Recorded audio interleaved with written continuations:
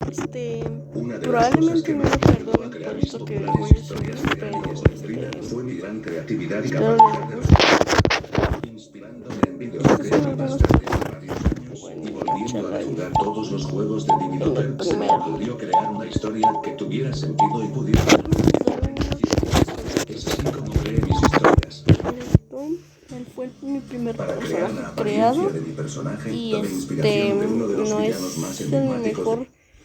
mejor de todos, pero él sí tiene un pasado oscuro. Pero no se los contaré. Ella es más o menos tóxica.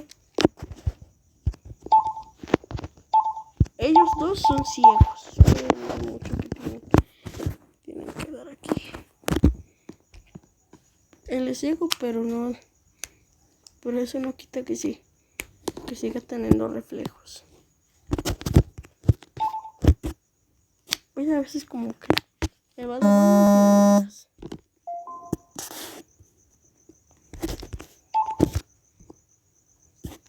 Él es como...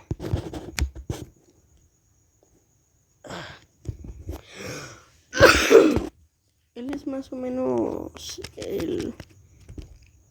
No sé. El random que aparece de la nada. Ella sería más o menos su ex.